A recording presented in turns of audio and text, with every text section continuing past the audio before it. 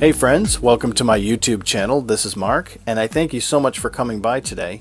While I do this Speedpaint video, I wanted to talk to you about something a little unorthodox. It's not something I hear a lot of people talk about today. And if you go on social media, or if you're at work or school or even at home, we generally are told that we have to embrace the power of positive thinking and that we have to maintain a positive attitude and see the positive things in life. And while I subscribe to that philosophy, I also subscribe to the yin-yang belief, which is, light versus dark, positive versus negative, the equal balance in nature. So the core of this video and the conversation is about the power of negative thinking and how to sort of take the negative emotions that we experience in life and turn them into something positive and creative. And it shows in the work we do. Whether it's writing, music, or even just how we speak to other people. Here I have this young lady and her frog. It's not a positive scene. Something terribly wrong is about to happen here, but it's done with a sensitivity and an honesty, but with a sense of humor. And that's sort of where this conversation is going. For me, and I think for you as well, day to day, we experience so many different emotions that come flooding in and flooding out, and they're unexpected half the time, so we don't even know they're coming. Like, for example, if you get cut off in traffic, or somebody bumps into you harshly and kind of knocks you backwards. The feeling of anger can be overwhelming, so we have to work out that anger and that negative energy somehow in order to move on. But unfortunately what we do is, we tend to repress a lot of our emotions.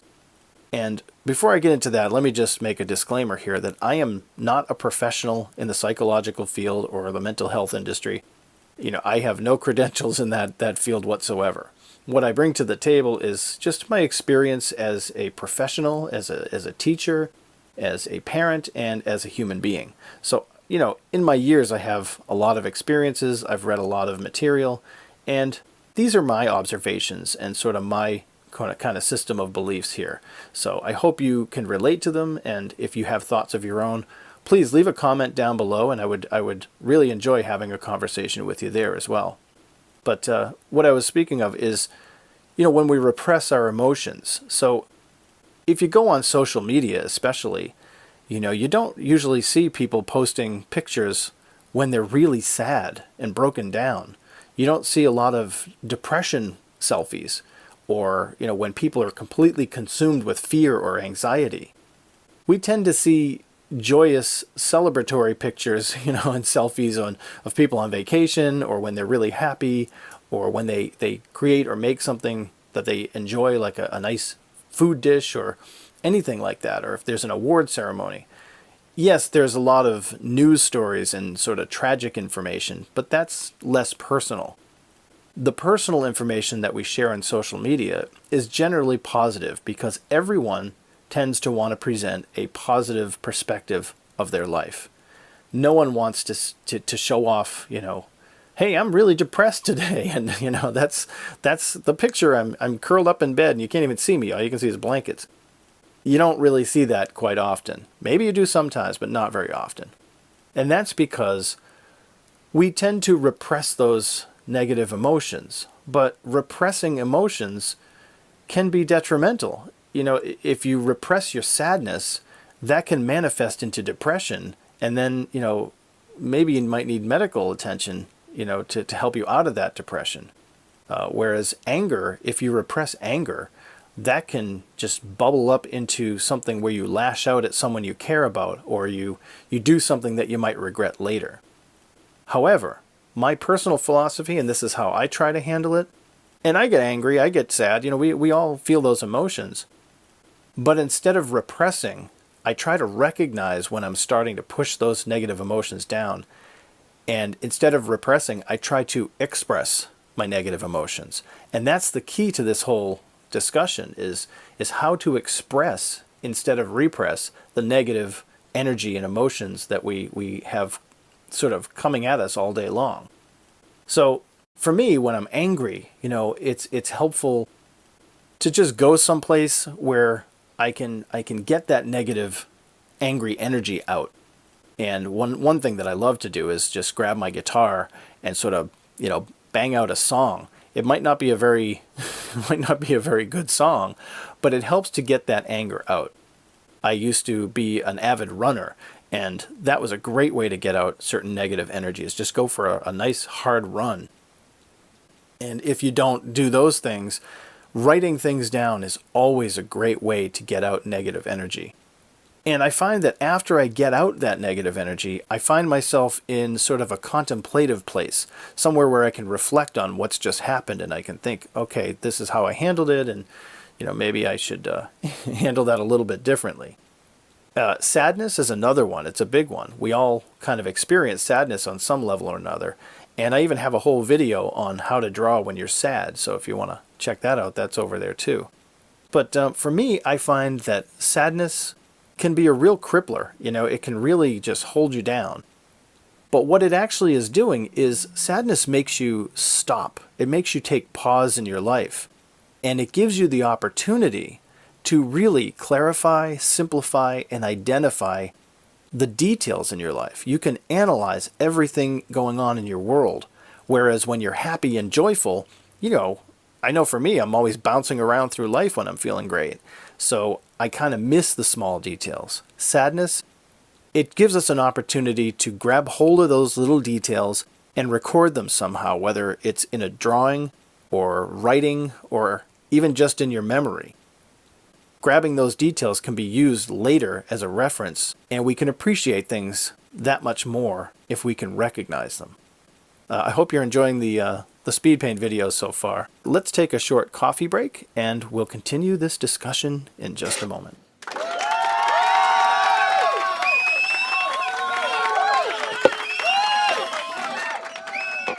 There are many artists throughout history that have been able to channel their negative thinking and negative energy into their artwork. I look at Sylvia Plath, the poet, and how she was able to transform her negative experiences in life into beautiful, crafted words that many, many women relate to. I look at the artwork of, say, Edward Gorey and Charles Addams, where they could take, their sense of humor and their negative thinking and twist it into a comic, approach, something of humor. But they were still filled with this revenge, tortured, cruel imagery. You look at someone like Beatrix Potter, for example, who her beautiful words and her beautiful illustrations often contained, situations of great peril and fear. Even Winnie the Pooh, I remember reading Winnie the Pooh when I was a kid, and when he got stuck in that rabbit hole, as a kid I kept thinking, oh my God, I would never want to get stuck in a rabbit hole.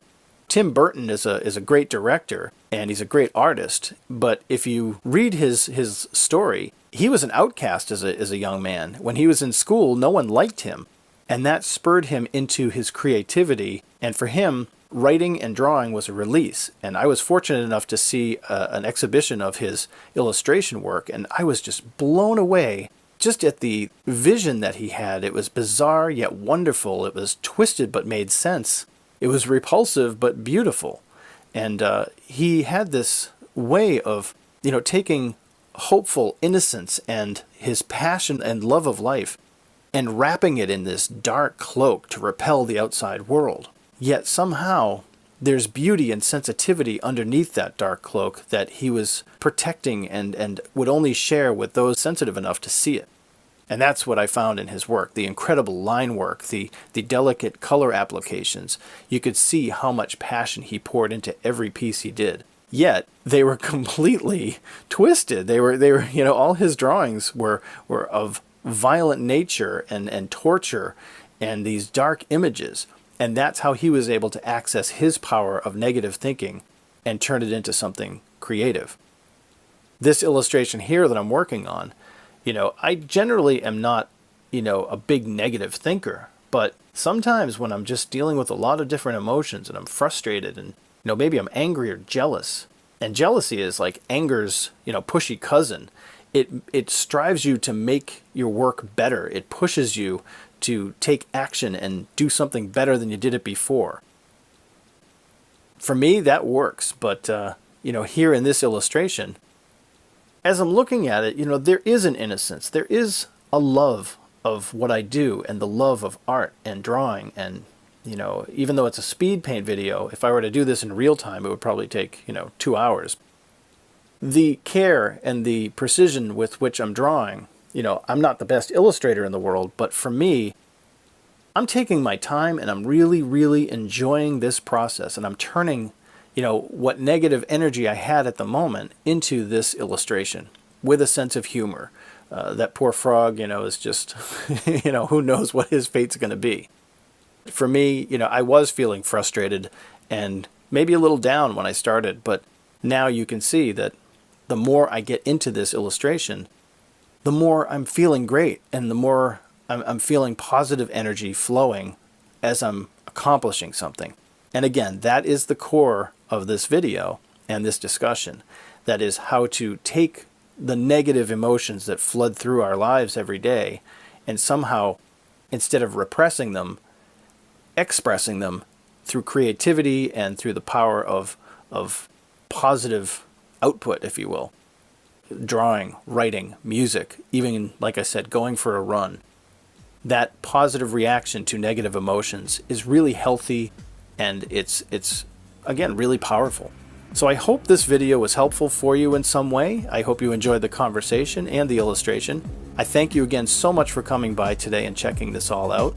If you have not subscribed already, please subscribe below, and I would love to bring you more content. Also, if you enjoy the music that you hear, that's my music, which I am sharing over at noisetrade.com. It's free. You just trade an email address for the music, and you can download the new album Avocado that I put up about a month ago. So enjoy that. Thank you again, and God bless.